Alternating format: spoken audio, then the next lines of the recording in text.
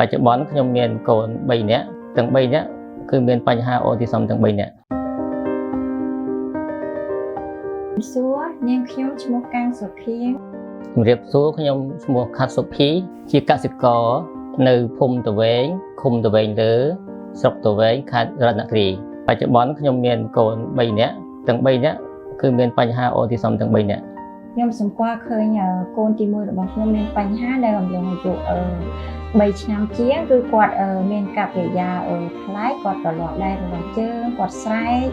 ហើយការដំណឹងរបស់គាត់មានដំណឹងទេគាត់ដើរចុះដើរឡើងហើយគាត់អត់មានភាសាផ្សេងតបជាមួយយើងទេហើយកូនរបស់ខ្ញុំទី2គឺគាត់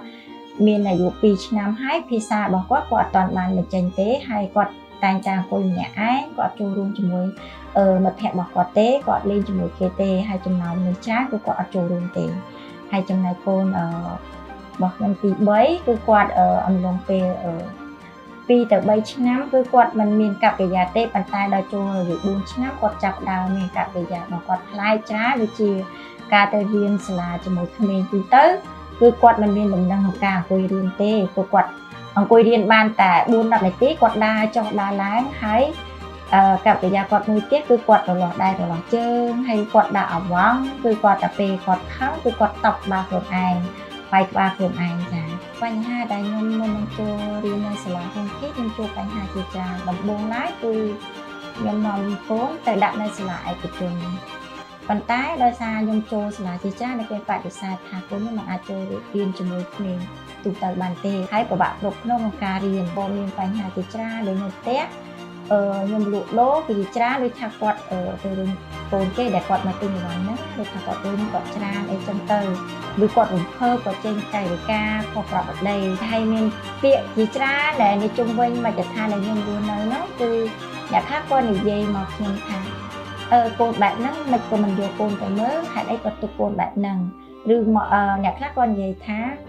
មកពីខ្ញុំហ្នឹងមិនឲ្យកូនចូលលេងជាមួយក្មេងអ្នកដទៃចំពោះខ្ញុំជាម្ដាយគឺខ្ញុំចង់ឲ្យចូលរួមណាស់ប៉ុន្តែដោយសារការដែលចូលរួមរបស់គាត់វាខុសពីគេមូលហេតុដែលខ្ញុំបានជំរុញឲ្យយកមកដាក់សាលាហុកខេហ្នឹងទី1គឺខ្ញុំចង់ឲ្យគាត់នឹងចេះជួយខ្លួនឯងបានហើយទី2ឲ្យគាត់នឹងស្គាល់ពីសង្គមទី3ហ្នឹងគឺចង់ឲ្យគាត់នឹងចេញពីសាលាហុកខេមកអាចរៀននៅសាលារដ្ឋបានតាំងពីកូនខ្ញុំចូលរៀនសាលាហុកខេតមកខ្ញុំសម្គាល់ឃើញកូនរបស់ខ្ញុំគាត់ចេះជំរាបសួរអ្នកគ្រូគាត់ចេះធ្វើកិច្ចការងារជាមួយអ្នកគ្រូពេលគាត់ចង់បានអីគាត់ចេះស្នើសុំហើយ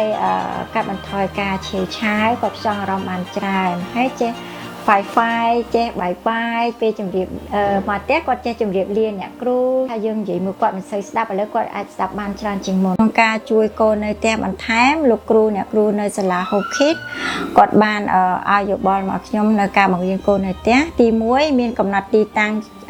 ច្បាស់លាស់ពេលវេលាច្បាស់លាស់ហើយទី2ប្រើប្រាស់ភាសានិយាយមួយយឺតខ្លីៗហើយទី3ប្រើប្រាស់រូបភាពជំនួយទី4ធ្វើសកម្មភាពដូចជាជិះកង់ដើរហាត់ប្រាណជិះទងលោតត្រាំប៉ូលីងដើម្បីកាត់បន្ថយការរពឹសហើយនិងការឡើងការផ្ចង់អារម្មណ៍មានការអត់ធ្មត់ក្នុងការបង្រៀនគាត់នៅផ្ទះថ្ងៃអនាគតខ្ញុំសង្ឃឹមថាកូនខ្ញុំទាំង3នាក់នឹងចេះជួយខ្លួនឯងបានហើយ